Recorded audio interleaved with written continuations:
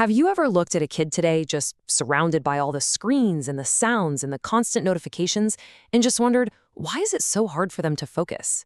It's a question a lot of us are asking, and in this explainer, we're going to dig into some source material that has a really compelling answer.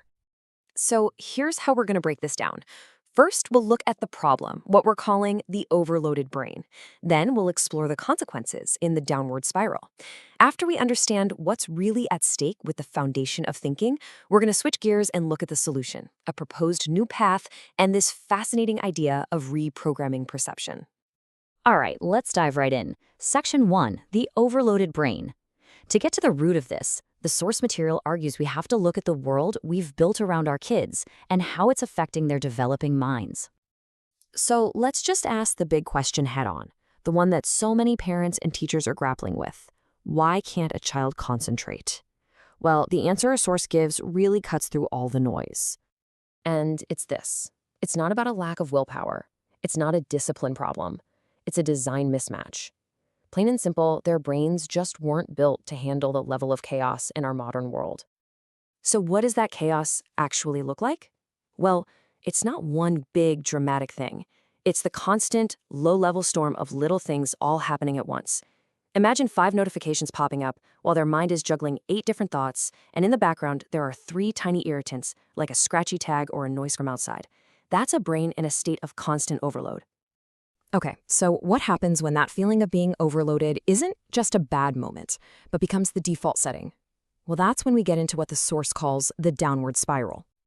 And this leads us to a really crucial question for anyone raising or teaching kids today.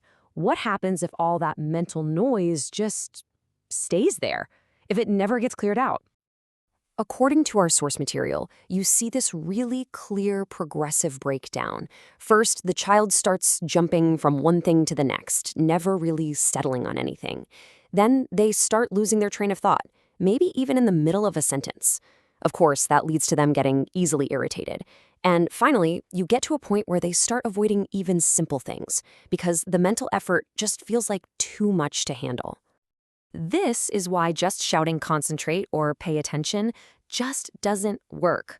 I love this quote from the source material. It says, "It's like giving an iceberg a motor and expecting it to surface." You see, you're trying to fix the tiny part you can see, but the real issue is the massive, crushing weight of everything happening underneath.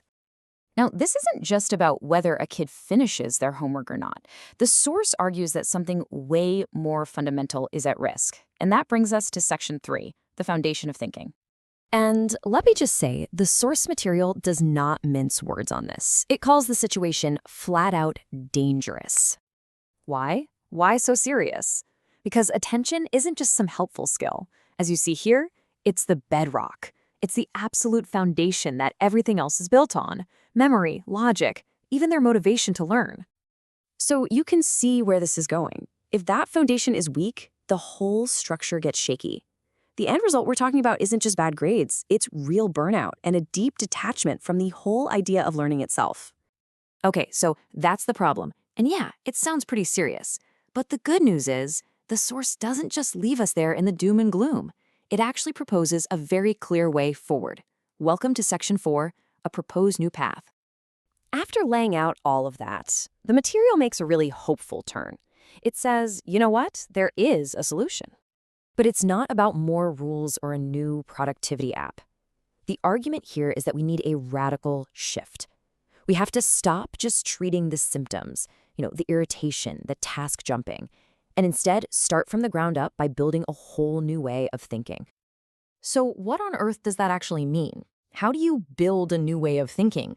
Let's get into the specifics in our final section, reprogramming perception. The whole approach really comes down to 3 main tools.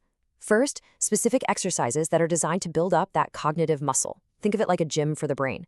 Second, daily practices that help turn focus from a constant struggle into a natural habit. And finally, building awareness so a child can actually understand how their own mind works, which gives them a real sense of control. And for me, this slide right here is the absolute key to the whole thing. The old goal was always just to train attention, basically to try and force it into behaving. But this new goal is so much bigger. It's about reprogramming how a child even perceives the world so they can navigate all that chaos without being swept away by it. And that leaves us with a pretty deep final thought from this material. We've talked about the overload, the spiral it causes, and this totally new path forward. But it really all hinges on this one massive question. Is it actually possible to reprogram a child's perception of the world? It's a bold claim and definitely something worth thinking about. Thanks so much for joining me for this explainer.